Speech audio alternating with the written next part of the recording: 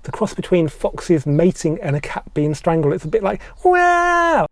Hello guys, and welcome to this Volks Wizard video. And in today's video, I want to share with you 10 top tips for buying one of my favourite GTIs of all time, the Lupo GTI. Now these were only on sale for about 5 years, from 2000 to 2005, so they've always been quite a rare car.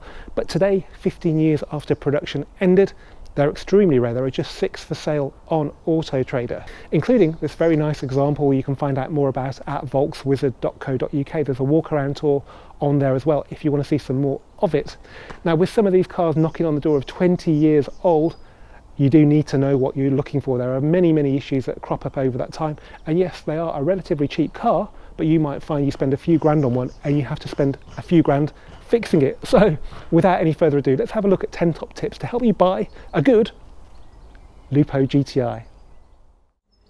Okay, let's get the ball rolling by having a look at the headlights on the Lupo GTI, because these are not just ordinary headlights, they are xenon headlights, which back in 2000 were really mainly just the preserve of executive cars like Mercedes, BMW and Audi. If you look at the Mark IV Golf GTI, I think they were available as an option, but nobody ever really took them up. And even with the Mark V Golf GTI, they were still an expensive option that is relatively rare. But for some reason, we got them as standard on the Lupo GTI and on the contemporary Polo GTI. Now they are generally very reliable, but as I said, these cars are getting on for 20 years old, so you do need to check them carefully. Luckily, they only do the dip beam, but that's the one you use most of the time. So put the headlights on dip beam, check they illuminate quickly and they stay illuminated. If they don't, you might need a bulb, which I think is relatively cheap these days, probably about 30 quid. But if that doesn't work, you'll need a ballast or starter, and that can be about £300. So yeah, something to think about. But most importantly, check they're secure in the body, because if they get a little nudge from an SUV bumper in a car park, you'll end up breaking the clips, which are pretty fragile. So just check they're intact. They're very visible at least. And if they're not, you'll be looking at a new unit, which is, yeah, probably about £500. Now, xenons by EU law have to come with self-levelling, which means that the headlight beam is dropped down if you put a lot of weight in the boot, because otherwise the beam would go straight into the eyes of oncoming traffic drivers. So it's pretty hard to check, but an MOT should put your mind at rest about that. The other thing you can check though, which is again is EU law with xenons, are the headlamp washers. So they are behind this little cover here. They pop out and they spray water on the headlight. So just make sure that works properly.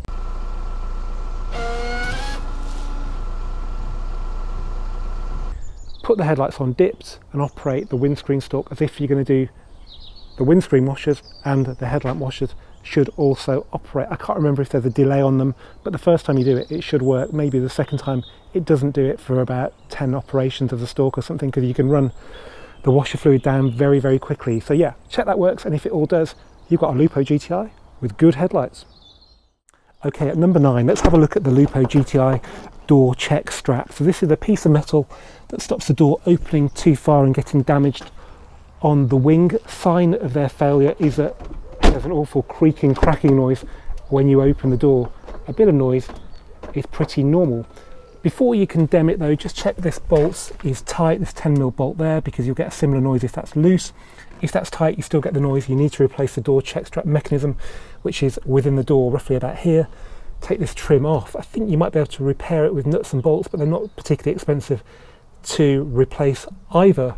What is expensive though is if this piece of metal in the A-pillar has become detached, because it's a very fiddly body shop job to get that secured again. Can you imagine trying to get around the back of there to weld it? And that could be caused by the door check strap stiffening up and putting more pressure on this piece of metal. So if you see that on a car, really think carefully if you want to get involved. But any of the other issues are relatively cheap to fix, so shouldn't put you off an otherwise good example. Okay, at number 8, let's have a look at the Lupo GTI's third brake light, because these are very prone to failure. They're an LED unit and water gets into them and they'll eventually fail completely. The good news is they are still available from Volkswagen. This one's brand new. I bought it. It's about £60. They did threaten me with a back order on it, which could have been 7 to 10 days, but it came quite a bit quicker, which I was pleasantly surprised about. They're not too bad to fit, but you do need to remove the spoiler. Don't try and fit them or remove them from the front. The spoiler needs to come off and the screws need to be undone at the back of the brake light. It's not too hard to do, so don't be put off by that. But yeah, just check it works and you know how to do that. Put your foot on the brake pedal and it should come on.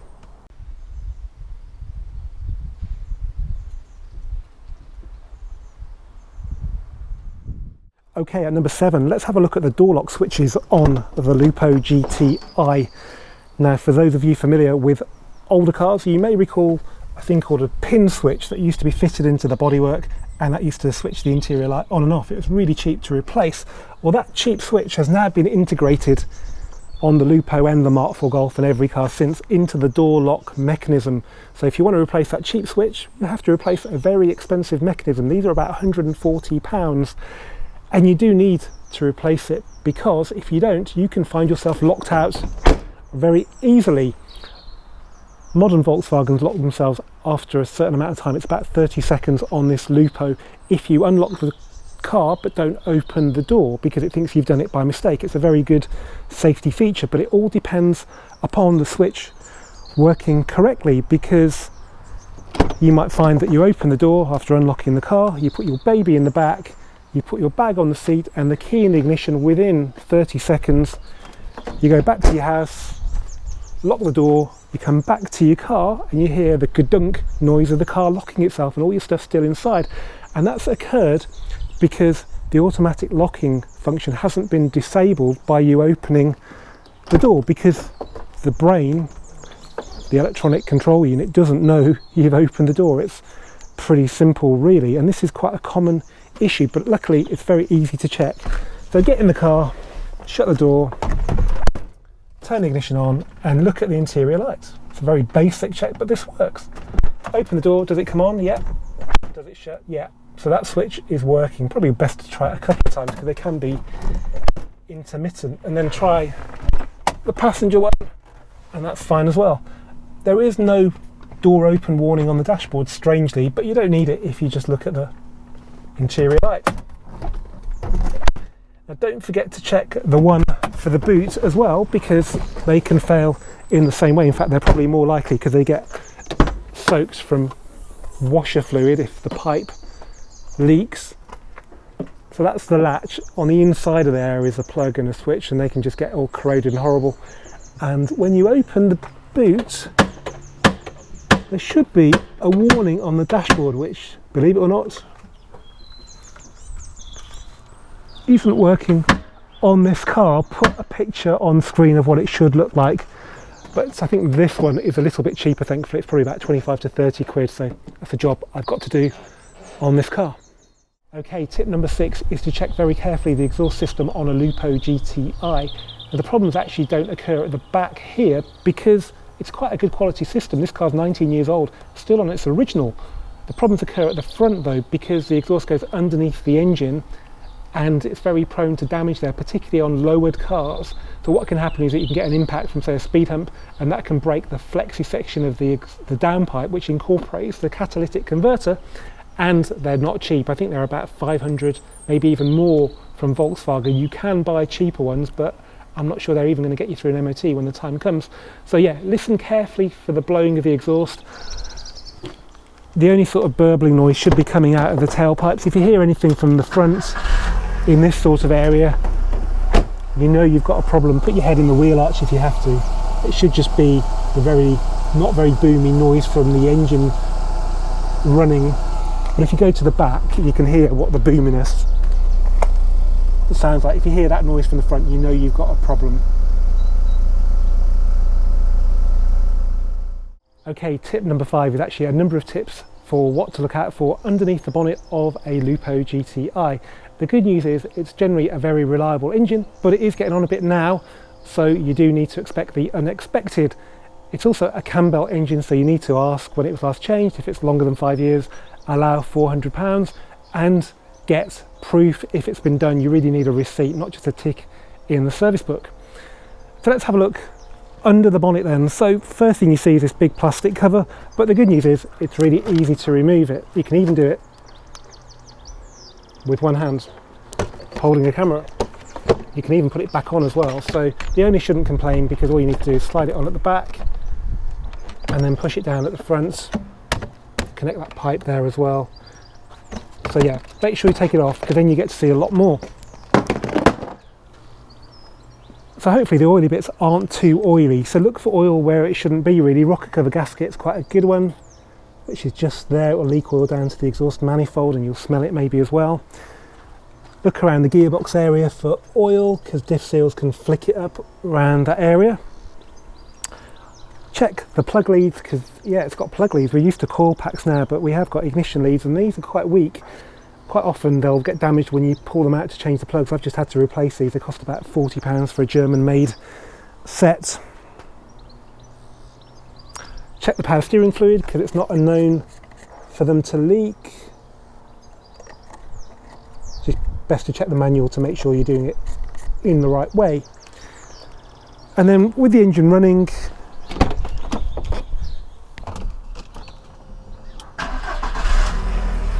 just give it a little rev. Obviously beware, it's someone else's car and with a cold engine. Let's just look for smoke out the back. They've got a catalytic converter which will mop up any real bad stuff, but if there's smoke coming out of it, you know the engine's very tired.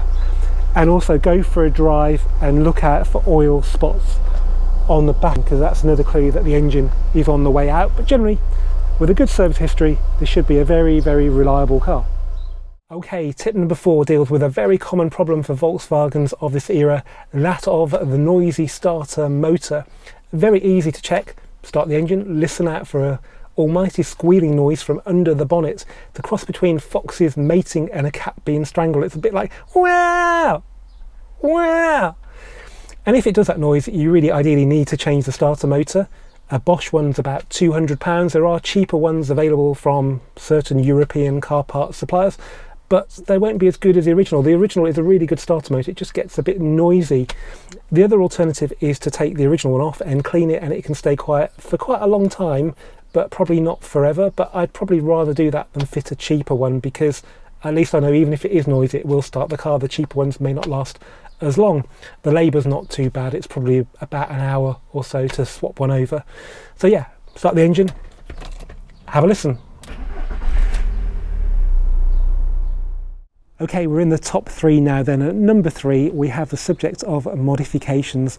Now this is so far up the list because so many Lupo GTIs are modified, which means if you're looking for a good standard example, which for a modern classic is really what most people want to buy, you might find it very difficult. And that's a real shame, because a bit like the Up GTI, the Lupo GTI appeals to a very wide audience. It could be young or old, but I can't imagine an older person, say somebody who's retired who wants one for a fun weekend car, buying one on coilovers, ringing up their insurance company, say it's Saga Insurance, and admitting that it is modified and it's 40mm lower than standard. I just can't see that happening, which is a bit of a shame really. So yeah, if you want to buy a standard car, you might find it very hard, particularly if you want to buy a good one. Now actually, I would make one modification to these, but you probably wouldn't be able to tell, and I'd get rid of the original shock absorbers, which are really horrible, soft and wallowy, as you'll find out in the Lupo GTI versus Up GTI video, and get some stiffer Bilsteins, keep the original springs, and I reckon you'd have a really nice driving car then. Okay, at number 2, we're going to talk about the Joe Achilles heel of the Lupo GTI. The gearbox. Now luckily there were 2 types of gearbox fitted to the Lupo GTI. The early cars got a 5-speeder, the last sort of 3 years got a 6-speeder, which is actually a bit more reliable, but bear in mind that even those cars are getting to 18 years old. They probably had a hard life, so expect problems. Now all you really need to do to test either gearbox is go for a drive. Use your ears more than anything. Go through the gears using your ears and listen out for any whines. A good gearbox is a quiet gearbox, and this car's not actually that noisy as long as you don't rev it, so you can actually hear everything quite well. So that's into second there, and that's good. What you also need to do is give it a bit of a spanking. I'm not sure how the owner will feel about this, but you just need to make sure the gearbox synchros work, which means changing gear at quite high revs, which is something you're going to do quite a lot when you buy it, because all the power is at the top end. So that's pretty sweet. It does like to be thrashed, this car, with a capital F. So probably the best bit of the test, go out and drive it, give it a good pasting, see if it makes any noises or breaks. If it doesn't, should be a good gearbox.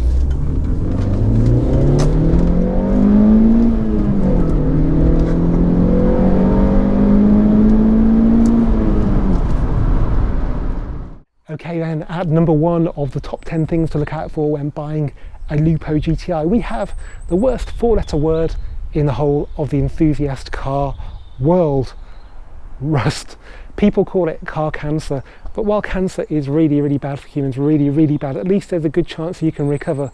When rust has got hold of your pride and joy, that chance is very, very slim indeed, and we'll come back to that in a second. But before we do, let's just have a quick look at the bespoke aluminium panels that were fitted to the Lupo GTI, because this was in a day when Volkswagen had a lot more budget to do crazy things like that under the control of Ferdinand Piech, and it's therefore very important that you still have them on your Lupo GTI. So to check, buy yourself a cheap magnet, also handy for when you drop stuff in the engine bay, and apply it to the panel. There should be no magnetism present apart from on the quarter panel. The roof, you might want to pad it out if you're doing that to somebody else's paintwork, although it's very unlikely you're going to damage it. It's of course steel, this is aluminum, this is aluminum, that's going to be steel and aluminum. So the most probably common replacement for steel will be the bonnet, because it's exactly the same. The wings and the doors are slightly different, but take somebody with you as always when buying a used car who knows what they're doing, because even if you have to buy them a few drinks, it's probably money well spent. Right, back to rust then. So as is common on the Mark IV Golf as well, it's very common to see rust coming out of the roof gutter. So under this plastic inlay is a gutter, and I reckon the shell flexes a lot and the seal opens and water gets in, sits underneath this plastic inlay, and corrosion comes up. But it can go that way or it can go that way. It's probably easier to paint the roof than it is to paint the quarter, but sometimes you get both. So just check out, a lot of them are done under warranty by VW, a lot of them will need it again. Wheel arches are quite common as well. These are still steel at the back. So just have a good look, particularly around there. And even though the front ones are aluminium, aluminium does still corrode. Well, it oxidizes, but you still need to have a good look because it's just as ugly as rust. So if you get a big chip there, that will probably go through to the aluminium and it will rust. So yeah, check the fronts as well. And I've also seen them on the doors and even on funny places on the doors, like in here where they can't chip. So just have a good look. But this is number 1 because A, it's really common, rust is, it's an old car, so it's going to need a bit of tidying up pretty much, and it's really expensive to do it properly. So bear that in mind. If you want a tidy Lupo GTI, buy one, don't get it done yourself, because yeah, you can get well into 4 figures and that's not even anything like a full respray. Anyway guys, I hope you've enjoyed this top 10 tips video on the Lupo GTI. If you have, please give it a thumbs up, please do comment, please do share it, and please do subscribe and click that bell notification icon, and I'll hopefully see you for the next one really soon.